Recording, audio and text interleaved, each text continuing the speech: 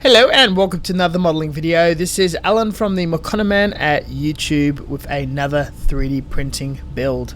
Today we'll be making Bayonetta by 3D Moon from a Japanese made video game franchise with an anime western, unusual and stylish aesthetic with irregular body proportions. Never played the game nor understand the lore. I respect but not a fan of the style. This was pitched as a commission where I could purchase a fairly expensive file, which was downloaded from Cults 3D or their website. Already broken down in parts within the zip file, with a high poly count, polished and rich deep detail, plus digital rendered reference for pictures. 3D Moon looks to have a very large follower count, a catalogue spanning years and an interesting stylish choice with fantastically produced models, including a Patreon.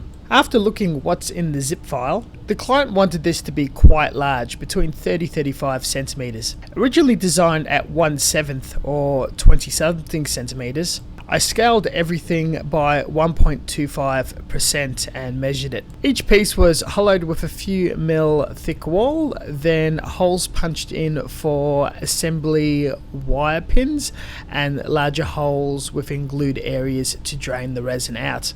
Adequate supports were added where the parts would glue together so they would not be seen. Grouped together and sliced on the bed with a support mesh. I'm using Sunlu resin, preheating it to an almost toasty 35-40 degrees, then slowly printing it with a decent exposure time, with fantastic and successful results, almost utilizing the entire capacity of the printer.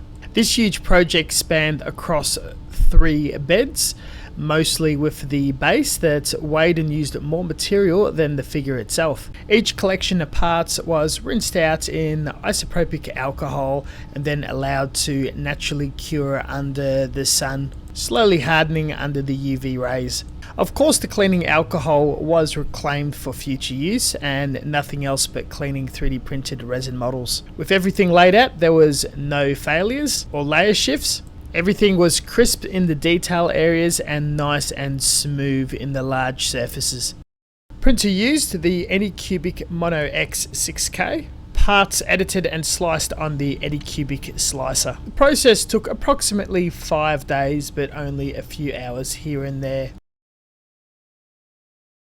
The next phase is support removal, assembly and test fitting. Cutting up the support bed mesh, I boiled some water and used a non-food use container to submerge the supports and the surface of the part in the hot water to soften and very easily peel it all away. I've been using this method now for quite a few prints with pretty decent success. With simplistic and little quick projects, it's not an issue. I do find the whole process quite time consuming and fatiguing if there's a lot to do. The biggest issue with this method is if the resin is overly cured, it can become quite brittle and still difficult to remove, resulting back to the old clipper method.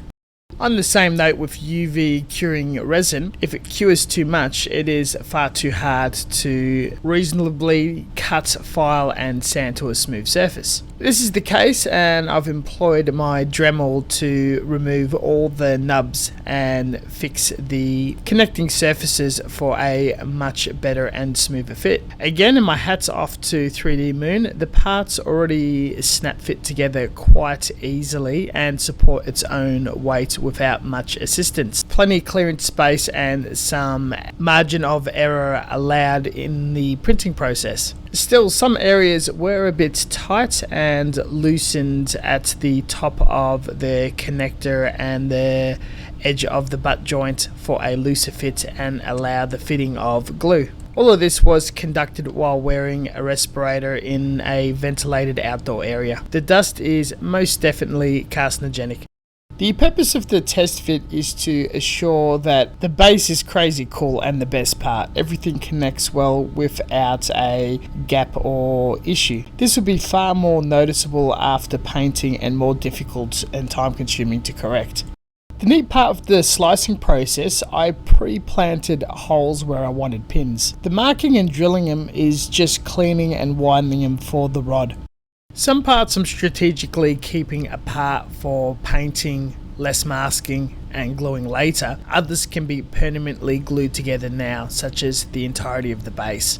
With a caulk gun and building adhesive, it's a cheap way of getting a large amount of single part adhesive to permanently attach parts together with a very strong bond. It is very slow drying, however. I like it more so for very large 3D prints with cosplay and life-size items. To fill the seams, I used my homebrew putty, which is automotive primer mixed with talcum powder.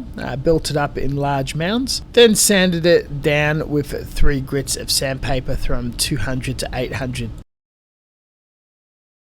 Now at the painting stage, the base went the normal route of application of automotive lacquer primer via Airbrush to promote surface adhesion and look for any faults after filling seam lines. After printing, the project took an interesting turn as the client requested a rush job to be completed by the end of February. This would bite me in the ass later with issues as I was painting the parts directly. Didn't even sand surfaces as it was too detailed and worried of damage. The base continued to be a different approach, first with pre-shading all of the lines and painting and highlighting the flames at the end. I took great care to select colours that would match the rendered reference and built up an underbase of purples and slowly shaded up to a stone grey colour. Painted and shaded a rust to gold with the flames masked, finished with a sludge wash and clear coat. All very fun to do. Process for painting the rest of the figure from bottom top.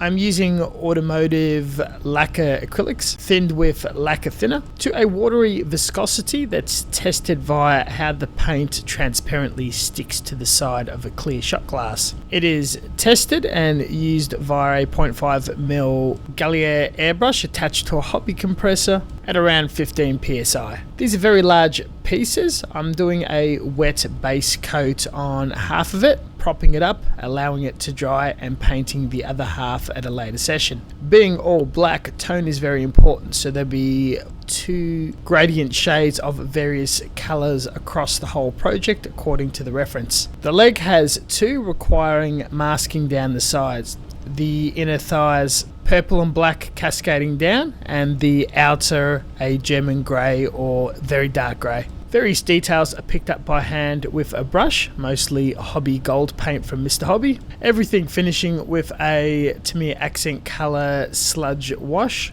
to capture and sharpen detail. Moving to the skirt, same process starting with a black base coat. This piece has very deep and intricate detail. This one was shaded in purple with a slightly even lighter highlight at the very end that popped nicely. Picked up all the gold with the finest brush I have in my possession and further metallic colours inside the circular sigils. Contrasting with the same dark grey to do all the ropey detail from the hips down. The hair, I think, it comes out of her lower back. It's a bit weird. Also base coated in black with a highlight in a very dark brown. This will only be done to the top of the head as well. Hand painted streaks of a reddish brown, intermittently looping through the strands. Highlighted it with a lighter red, metallic and sludge wash. Almost forgotten, just found. Here's the purple being added to the inner legs. Moving further up is the torso, again based in black with highlights and shading of dark grey. Everything was painted at the same time, but I've rearranged the footage in sections. The back had free tone shading in lilac like the arms, the gold trim in Mr. Hobby by hand, plus the shoulder ruffles in a black folds over grey. Flanking the torso are the arms. Taking a step back, to ease things I started with the lower surface with 3 tones of purple to lilac, masking them off, hand painting the inner part of the sleeve and airbrushing black on the outside. Also highlighted with grey. The guns and the arm insignias were hand painted after. The metallic pink is a lovely Mr. Hobby offering in the GX.